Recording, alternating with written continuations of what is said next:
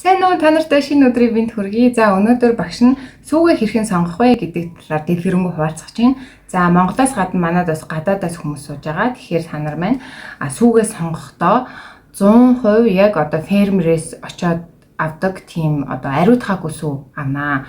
Ариутгаагүй сүү маань яагаад биднэрт хэрэгтэй вэ гэхээр бүхий л цагаан идэ боловсруулахад биднэрт яг нөгөө ийм өөрийнхөө яг л малаас саасан чигээрээ байж байгаас тосдогтой сүв байж аж бид нэр тосдог идэгээ ялгаруулна, нуургалыг идэгээ ялгаруулна, шинж чанар нь бас өндөр байхад туслана. Тэгэхгүй бол үйлдвэрийн сүв яадаг вэ гэхээр ультра хай буюу одоо маш өндөр температурт сүг ингээ ариутгачдаг. Тэгэхээр нөгөө тослогынх нь бөмбөлгүүд нь өөрчлөгдөд одоо жигд болоод яг бид нар шиг ингээд нөгөө өрмөө ч юм уу ялгаруулах гэхээр заримдаа бас хангалттай тос ялгардгүй. Эдэн маань бас яг ийм түүхий сүү шиг ундаг вэ. Тэгэхээр за Монголд байгаа хүмүүс маань бол одоо Улаанбаатарын ойрхон ч юм уу те эсвэл аймгийнхаа ойрхон яг шинээр нь саагаад авч ирж байгаа сүүг болж игэл хүнээс нь гар дамжуулахгүй авал сайн. Яг гар дамжаад ирэхээр бас бохирдох эрсдэлтэй байж идэг.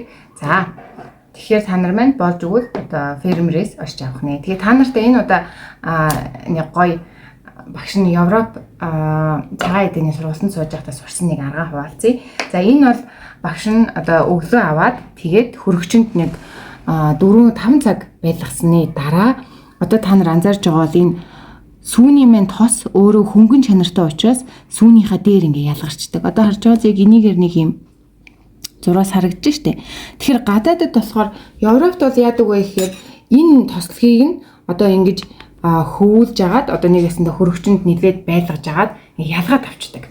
Тэгээ ялгаж авчаад хэдүүлэн одоо өнөөдөр өрөм хийж сурна шүү дээ. Тэгэхээр өрөм загсаахж байгаа сүүндээ энэ тослогийн тусад нь аваад нэмчих юм бол өрөм маань зузаан тогтно. Тэгээд өрөм дээр бас багш нь хуваалцна. Өрмөө сайн зузаан тогтоохын тулд хөрөгчөнд нэг дор хаяж 12 цаг байлгаараа гэж хэлэн. Тэгэхээр тэр хөрөгчөнд байлгана гэдэг маань одоо энэ тослогийг дээрээ хөвж эн чинь одоо манайхныхаар бол цөцгий шүү дээ. Цөцгий. Тэгэхээр бид нар нөгөө цөцгийний машингүүгээр цөцгий ялгах арга гэдэг бол ерөөсөө энэ тослогийг нь доотлын сүүнд оруулахгүйгээр авах одоо арга юм байна. Тэгэхээр энэ юусны сүүний тослогийг ялгах маш амархан арга. Шилэн савнд ингээд сүүгээ хийчихээр давуу тал нь яг энэ зураас хүртэл нь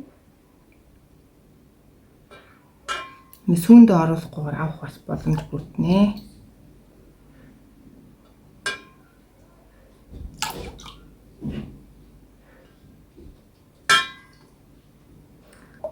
За ингээд тослогын ялгана. Энэ одоо тослогын ялгасан энэ сүүнээсээ бид нэр цөцгийн тусаас гаргаж болдог. Энэ үлдсэн энэ сүүгийг болохоор англиар skimmed milk гэж байгаа. Одоо нэг өсөндөө тослогийн баг зэрэг авсан сүү гэсэн үг. За тэгээд сүүгээ сонгохдоо ийм байдлаар бүгдээрээ сонгох нэ.